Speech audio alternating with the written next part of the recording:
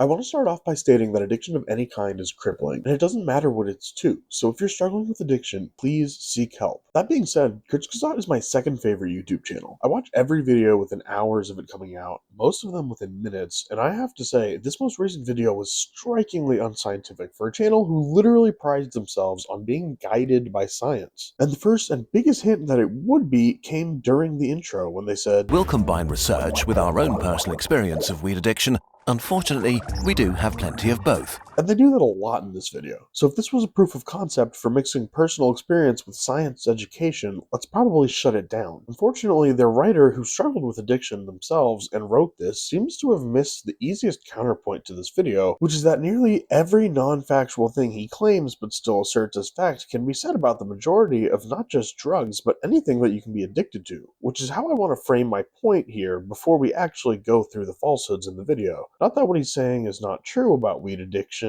but that the message could have been much more concise and scientifically accurate if it had just been on addiction in general and hadn't included all of these personal experience-based generalizations. So applying some very basic logic and research here, let's just start with a series of claims they made without any reference, which, if you didn't know, is unusual for them. They typically don't make a claim without backing it up in the corner with their reference and in their reference sheet. And first up is this. Often other hobbies or obligations become less of a priority. Again, this is just this addict's personal experience because he was an addict, and addicts will obviously inherently experience the thing they are addicted to differently than the majority of people who use it. And actual research, rather than relying on personal experience, reveals that frequent cannabis users actually use it to enjoy their hobbies. However, addicts, regardless of what kind, tend to abandon their hobbies, which is why adopting new hobbies are one of the strongest tools against relapse for former addicts. Over time, weed's nature changes.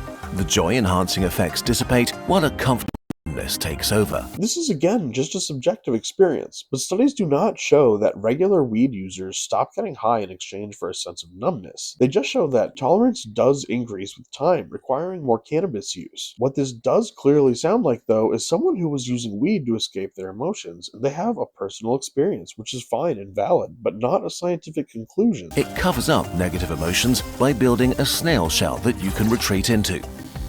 How am I even supposed to research something like that? This is an absurd claim, which, let's replay it here just to be sure. It covers up negative emotions by building a snail shell that you can retreat into. Yes, that is an assertion of fact. Again, this is just the experience of an addict using the thing they are addicted to escape from their feelings. But it could be any addiction and it would still apply. Do you have a problem with weed? Super easy test. Stop doing it for 4 weeks, starting today. Not tomorrow, today. No matter what you have coming up. This just sounds like straight addict talk, does it not? And it's not just wrong, I would argue it's borderline misinformation, because addicts who make it a month after watching this will think they're not addicted, but there are addicts and users of every kind who employ what's known as tolerance breaks, where they do this exact thing in order to reset their tolerance. But that doesn't mean those people can't be or aren't addicts. I mean, come on! Come on! Next, I want to look at the claims they did make with references that are either flat-out falsehoods or just willfully or ignorantly misinterpreting the study they are referencing to suit the point the writer had already decided he wanted to make. Studies show that for some people, weed can worsen social anxiety, especially if you start using more and more. So thankfully, and one of the things I love about them, because to be clear, I'm still a huge fan of the channel, but thankfully we have their references sheet. So looking at the references they used to make this claim, we see that they have 6. Making it seem ironclad. Let's actually check. Our first quote's only relevant information was that THC either reduces or increases social anxiety dependent on dosage. Okay, let's play that clip again. Studies show that for some people, weed can worsen social anxiety, especially if you start using more and more. Alright, so technically true, since their quote here does establish higher doses of THC cause increased social anxiety on average, but that's not really what they're saying, is it? This is saying weed dosage is associated with social anxiety across the board based on dosage and single interactions. They are using that to claim that weed is associated with social anxiety for some people, especially if you use more and more over time. It's just misusing the quote. The second reference says the risk of having an incident healthcare visit for an anxiety disorder was higher in individuals with emergency department visits for cannabis use compared to the general population. So if you've been to the emergency department for cannabis use, your odds are higher of also visiting the emergency department for social anxiety. What did the clip say? Studies show that for some people, weed can worsen social anxiety, especially if you start using more and more. Our third reference says collectively these findings indicate that using cannabis to cope with stress and negative affect is associated with negative outcomes, while other motives for cannabis use may not be associated with such detrimental outcomes. So it's kind of stating, seemingly, what they want it to be stating. Unfortunately, this quote here is leaving out some very important context, which starts a pattern we're going to see more of throughout the references. This study is speaking on cannabis use in young adults and youth specifically, something which is a very important point. So important that they covered it extensively in their actual weed video, which I loved and thought was incredibly well made and very nuanced. The key takeaway is, 1, if you're a kid, just don't do it, period. And 2, never do it 24/7. And the studies that this study is referencing in order to make these findings are exclusively speaking about youth. And in fact, the Buckner study specifically starts another pattern we'll see, which is that it's actually establishing that social anxiety disorder appears to serve as a unique risk factor for the subsequent onset of cannabis and alcohol dependence. Because as most of us will remember from middle school science class, association does not equal causation. And in fact, it could go the other direction. Cannabis use and social anxiety or any mental health disorder being associated in no way means that one absolutely causes the other. But this study specifically that they are using as a reference within their reference that I guess they didn't bother to check is actually explicitly saying that social anxiety is a unique risk factor for cannabis use later on in life. And the findings that they are collectively speaking of here, this whole study itself is actually about young adults as well, because there is already overwhelming evidence that cannabis use in young adults is not good. That's why they already made a whole video about it. And the next quote supporting this clip, which let's rewatch. Studies show that for some people, weed can worsen social anxiety, especially if you start using more and more. Says overall these data provide an updated examination of cannabis use and social anxiety disorder using DSM-5 criteria in a large nationally representative sample, and also highlight the importance of weekly plus cannabis use as a marker of severity and suicide risk in individuals with social anxiety disorder. So basically, weekly or higher cannabis use among individuals with social anxiety disorder is a possible indicator of higher severity of social anxiety and suicide risk. But the study is not claiming that. For some people, weed can worsen social anxiety, especially if you start using more and more. It's just associating the two, not saying one is caused by the other. And in fact, later in the study, they even say in general, symptoms of anxiety and specifically symptoms of social anxiety may confer risk for and precede substance use disorders. Their fifth reference states this meta-analysis supports the idea that there is a complex relation between social anxiety and cannabis outcomes during young adulthood. So again, 2 issues here. 1, that they are speaking about people starting in young adulthood, which we already know is not healthy and is not what they are talking about here. And 2, they're asserting the relation, the association, not any causation. And that's not what they are constantly implying in the video, as you'll see in a really depressing compilation at the end. And finally, we have Single et al., whose very title establishes why this does not fit with what they are using it as a reference for. But what's so much worse is that while yes, the study itself involves cannabis, I challenge anyone to read the entire quote they included as the reference and find even a single use of the word cannabis within it or any similar word. It's ridiculous, and this has been 6 references they included for one tiny quote, but it's important to fact check each other, and apparently they've been fact checked by people with doctorates. So this is just incredibly disappointing to see. But anyways, our next quote with references is, Reports show that many people with addictions gradually reduce the activities or hobbies they once enjoyed in favor of consuming. and this one is just true. As I already spoke about earlier, this is why picking up hobbies helps keep former addicts from relapsing. But let's notice that he at least knew he had to specify that it was people with addictions, as in any addictions, not just cannabis. So using it in this way still feels like a misuse, which again is what this video probably should have been about, addiction in general. But even that, as we talked about earlier, regular cannabis use does not have a statistical effect on people with hobbies deciding to quit. Our next clip with references is this. So many problematic weed users focus on a small circle of friends and acquaintances who are also using weed. Which again, at the surface, technically the only 2 references they provide support the initial concept, that cannabis users do tend to have more friends who use cannabis, and we'll ignore that both studies were based on youth and just focus on them taking the specific fact that's technically true and stretching it out to say this. This can create an isolation trap. If your friends quit or they withdraw to use it alone, you can face sudden isolation and loneliness. Or you may feel pressure to keep using it because you're scared of losing your friends.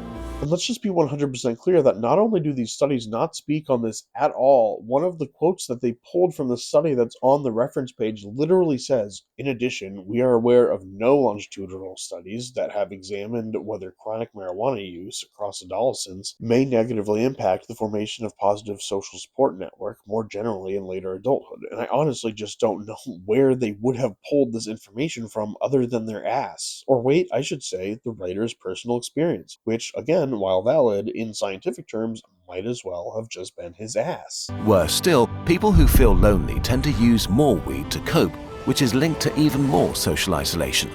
Which they provide 3 references for. First up, we have what I personally consider the funniest published study I've ever read without having already been told to read it for the laughs. I mean, just off the bat, the title is literally Marijuana, but not alcohol, use frequency associated with greater loneliness, psychological distress, and less flourishing. Just an absolutely absurd concept. Alcohol, which has famously been established as having links to depression, sadness, and loneliness, is not associated with loneliness, distress, or less flourishing? Okay. If I hadn't already checked, I would assume that the study was sponsored by Smirnoff or something. But it's not. I think it's just bad science. From it only using one set of subjects to exclusively getting the 600 participants from one city to the majority coming from well-off families to them literally finding it important that less weed users responded to messages for $15 Amazon gift cards than alcohol users did, this whole thing was a joke. But beyond that, even the quote they provide is not establishing what they are stating in the video. So what about the second and third references? Well, it's a much better case for them, but it's still a misunderstanding of what they are establishing. They both really do conclude that using cannabis alone regularly does have an increased chance of leading to increased cannabis use and possibly cannabis use disorder, which actually is an important fact I think cannabis users should know, that using alone regularly has a tendency to lead to increased use. That is an actionable piece of information. But in this video, they're not focused on educating us because instead they just say what feels more like fear-mongering. Anyways, on to our next clip. In relationships, weed addiction can be extremely disruptive. Reports show that partners of daily users can feel neglected, that couple communication can break down, and that trust evaporates. The addicted partner usually doesn't realize how poorly they're handling relationship issues and can be blindsided when their love leaves them. The first reference here is one they used earlier to establish higher chances of having weed using friends or partners, and the quote they grabbed is about people who started using in their youth. And in fact, the study concludes that after statistically accounting for confounding variables, chronic marijuana users were not at a heightened risk for maladjustment in adulthood. The second reference stated that more frequent cannabis use was associated with less effective behavior in conflict and parasympathetic response and greater use of both negative engagement and conflict avoidance. It was also associated with higher satisfaction post-conflict resolution, so yeah, I would say, for once, this is supporting exactly what they are saying. Credit where credit is due. The third study similarly established the same things, and this is another good actionable piece of information for users, knowing that you are both less likely to care during conflict and more likely to feel satisfied with the resolution. That could clearly lead to blind spots in a relationship, but understanding that can also allow users to make a concerted effort to address this. I would argue even medical users should be aware of this. On to our next clip, which I'm going to split in two. Long-term studies show that heavy weed users are more likely to end up with reduced academic performance, a worse education. So they provided a lot of references here, but just logically, for the most part, your education happens as a kid and a young adult. So right off the bat, this is just not applicable outside of still encouraging kids to not use cannabis, which again, they already have a video for. A more nuanced and actually educational video. Lower income, less savings, and less stable employment. This part is sort of ridiculous because every single one of the sources they provide do their best to make it clear that they are not in any way establishing causation. My favorite said, when using fixed effects techniques to address unobserved and time-invariant individual heterogeneity, the estimates are generally smaller in magnitude and less likely to be statistically significant vis-a-vis the benchmark estimates. These findings suggest that unobserved individual heterogeneity is an important source of bias in models of cannabis use and labor market outcomes. Moreover, cannabis use may be less detrimental in the labor market than other studies have reported. But regardless of what this one is saying, they all made clear that they are not asserting causation. And this issue, like most, is just not going to be as simple as everything I experienced is because of weed. And they knew that in their last video on this subject, when they had a nuanced take that made it clear that kids and even young adults should not use it. and nobody should be using it 24/7. And you can tell they know that this is not an established fact because they defensively say, even when compared to people from similar family backgrounds and social class. bending off one side of the many possible additional causes, the biggest of which was actually never socioeconomic, but rather psychological. And I would argue that anybody who's done even basic reading on this subject would know that. This one's interesting because they layer the lies with truth. We start with the truth. Many people with weed addiction struggle to show up for work. Though again, we're talking an established association, not causation, and need I remind anyone that people with mental health issues already have a harder time showing up for work, period. They're not productive. Not one study they referenced or quoted established this, though I have heard the stereotype a lot, and one of the studies did establish that smoking directly prior to or during work decreased productivity, but also established specifically that after-work cannabis use was not related positively or negatively to any form of performance as rated by the user's direct supervisor, which is not what they said, so lie. They procrastinate. This is also true. Cannabis users rated more likely to procrastinate, but again, association versus causation. Still true though. And they fail to meet their responsibilities. Again, just not one reference that established that. I'm not even saying that it's not true, but they provided us references for this exact quote and they do not support what they're claiming. In some studies, long-term chronic weed users had significantly lower life satisfaction, from their motivation and pursuit of personal goals, social and love life, to careers and options. Here they finally decided to fess up in their reference sheet, and they themselves say, while studies show that many chronic weed users report lower life satisfaction than non-users on various axes, whether this is a consistent and/or generalizable effect is still somewhat of an open question. Additionally, while cannabis use often correlates with lower life satisfaction, it is not always clear which is the cause and which is the effect. Which begs the question, if you know better, why say it? You are better than this, guys. Feels like someone high up wrote a script and forced it through the process or something. It's uncomfortable. I'm uncomfortable. It can calm anxiety or depressive feelings, make you more relaxed and feel less lonely. Yeah, sure. But even here, the way they phrase it is more like how they should be phrasing everything they're saying, if they really need to say it at all. It can calm anxiety or make you feel relaxed, but that's not a universal fact for everyone, so good job on stating it the way you usually do. But again, it begs the question, why are you so aggressively leaning into stating these other facts about cannabis that are much less established than even this? It just makes no sense. I'm going to skip the next set of references because it's just rehashing everything we've already covered with a lot of the same sources. But the final reference clip is this. On the flip side, there's research that shows that addicted people who give up weed experience a noticeable improvement in mental health. Because no fucking shit. Did this even need to be said? That people who actually qualify as addicts see an improvement in their mental health after quitting? Why even provide references for this? I mean, honestly. And now we get to what might be the most ridiculous part of the video, which spawned the following amazing comments under the video, among literally tens of thousands, I'm sure. I did not cherry pick. This were all just there within an hour of the video coming up, and all in like the top comments. Go there right now, and I'm sure you'll see similar new ones. Wow, I don't even smoke, but now I feel really shit about turning 30 soon and being single. Bro, I have all these problems and I never used any drugs. Wow, this is depressing. I have a lot of these problems and I don't even smoke weed. Edit all of these problems. I have all the problems caused by weed even though I never touched a drug. This video makes me feel like a loser in life without smoking weed. How did you describe my life when I haven't touched weed?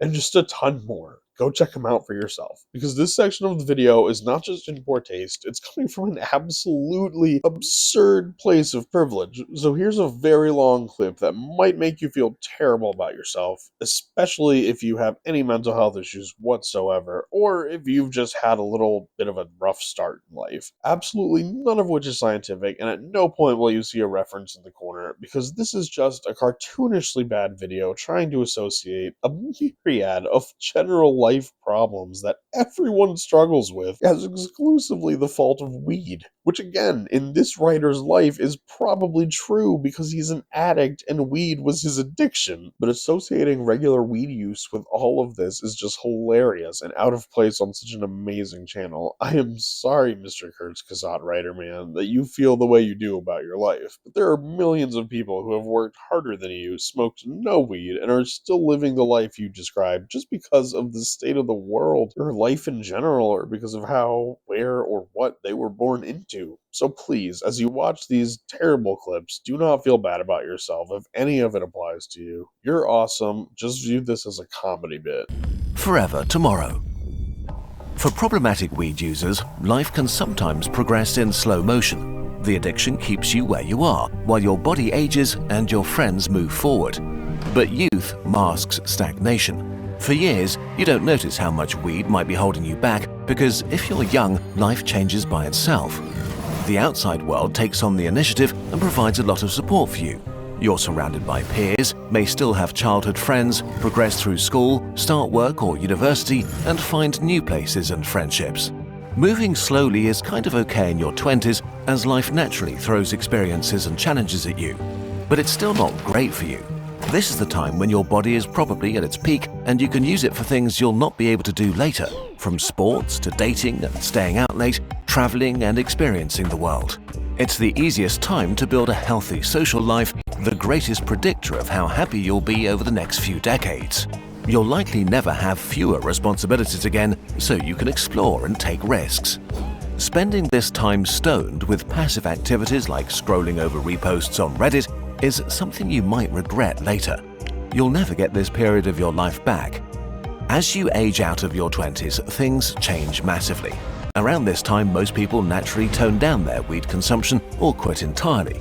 You're entering one of life's great inflection points, and you risk getting left behind. Your social life is different after 30. Friendships need care, attention, and active time investment to survive, and weed addiction works against you on multiple levels. And once you feel anxious about socializing, it becomes pretty tempting to just stay home and avoid events or new experiences. Since weed numbs feelings, it's easy to push away FOMO or guilt about cancelling last minute. You'll go next time. But will you? Speaking from personal experience, you may turn into a friend that's unreliable, flaky, or rarely shows up anymore. But the more opportunities to hang out with friends you skip, the fewer will be there in the future. Especially if you do weed alone, it can become the central focal point in your life. Bit by bit, this can make you withdraw from the people in your life. While this can be pretty bad for your social life in your 20s, it may be catastrophic by the time you turn 30. Because in their 30s, most people are plenty busy. Careers, partners, travel, children, and their closest friends are now priorities. Free time becomes super valuable, and casual hangouts turn into two adults comparing their calendars. So people in their 30s are way more selective about what and who they spend their time with. Smoking a joint drops way down their priority list. Even without falling out, you may simply become incompatible if your identity becomes tied up with weed or when your friends have a lot going on and you don't. It's harder and takes longer to make new friends in your 30s than in your 20s, so to change your situation you need courage, energy, and motivation. Things weed addiction makes much harder to master. Weed can fill the role of your best friend. It's there when you're lonely, it makes you feel okay in the moment. Your love life can also suffer. Social anxiety and complacency is a great motivator to put off dating and having sexual experiences in your 20s, and it doesn't get much easier as time passes. And to be frank, in their 30s, people want a partner who's ready to share the growing responsibilities of adulthood and wants to build a life together. The older you get, the more unattractive your weed addiction makes you. Consequences of missed opportunities and bad decisions slowly accumulate. Maybe you skipped networking events, had no ambition, and didn't get promoted, or hopped between entry-level jobs. It's also much harder to build up savings since the addiction can cost you thousands each year. In your 20s, you transition from being useless to being good at something. And so in your 30s, expectations from others and yourself change sharply. People tend to cut you a lot of slack when you're young, but this has an expiration date. The older you get, the worse it feels to compare yourself to peers that are moving on in life and start achieving things. And it's not just career goals. If you spend a decade or two using weed all the time, you grow less as a person. You probably traveled less, went out less, met fewer people, had fewer interesting experiences, and in a way, lived less than your peers, which also really becomes noticeable in your 30s. Life may just overall be much less fun and fulfilling than it could have been. Sorry, I know that was a lot. I hope it didn't depress you too much. Remember, you're awesome and worth having in the world, and I'll see you in the next video.